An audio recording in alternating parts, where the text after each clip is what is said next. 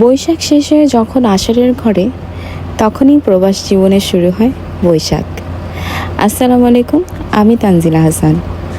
আজকে চলে গিয়েছিলাম বৈশাখী মেলায়। বৈশাখ শেষ, এখন প্রায় আষাঢ় মাস চলে। এরপরও আজ ছিল বৈশাখী মিলন মেলা। সব বাঙালিরা এসেছিল লাল সাদা শাড়ি পরে। এদের মধ্যে শুধু আমিই ছিলাম বসন্তর ছোঁয়ায়। ঢুকেই দেখলাম এখানে অনেক বাঙালিরা সেই পুরনো দিনের পয়লা বৈশাখের গানগুলো গাচ্ছিল, যেগুলো সাধারণত পয়লা বৈশাখের দিনেই শোনা যায়। ঠিক তখনই আমি হারিয়ে গেলাম আমার সেই ছোট্টবেলার দিনে।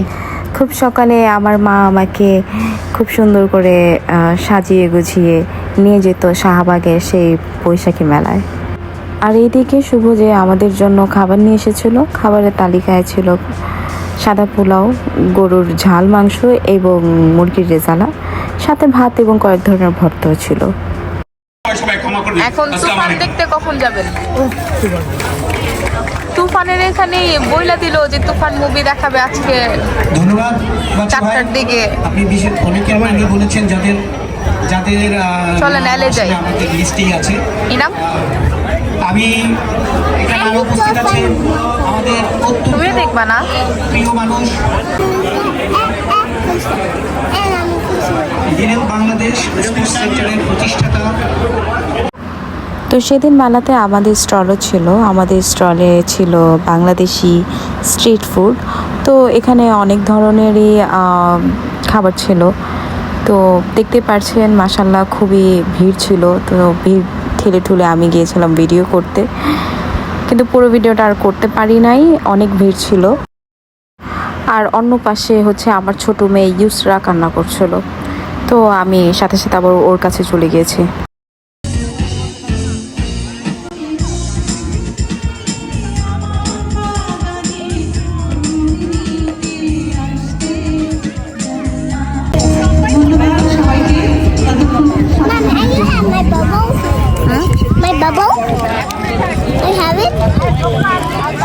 আমার এখানে নাই তো।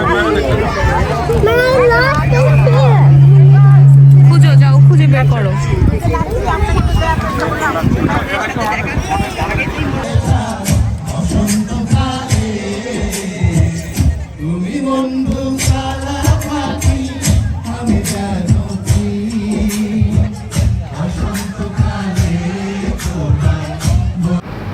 একদিকে সাদা কালার মেতেছে সবাই, আর অন্যদিকে চলছে লুডো খেলার প্রতিযোগিতা।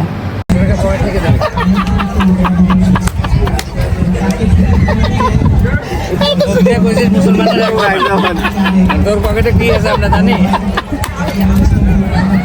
আর ইয়ে আছে আমার কাছে, লাচ্ছি একটা জালমুড়ি আছে।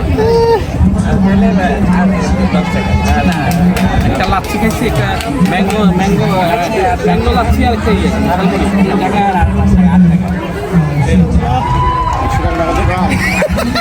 তোমরা এইগুলি করো না? হিসাব করে হিসাব করছি 535 টাকা বিক্রি হয়েছে, আর গুনাতে 100 নাই, 435 বাকিটা আমি নিয়ে যাবো নাকি? এত হিসাব কে করছে? রুনু ভাই।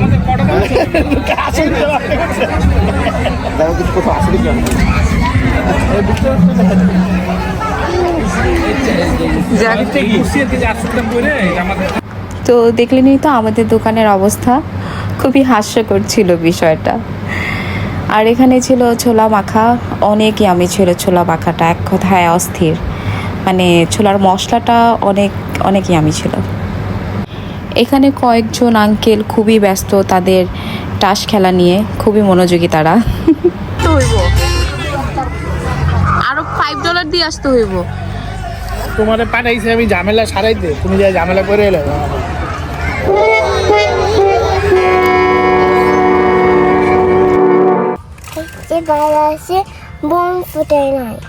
বোম ফুটে নাই, এর জন্য ভালো লাগছে। তো এই ছিল আজকের ব্লগ। যদি ভালো লাগে অবশ্যই লাইক কমেন্ট দিয়ে পাশে থাকবেন এবং আমার চ্যানেলটাকে সাবস্ক্রাইব করবেন। আল্লাহ হাফেজ।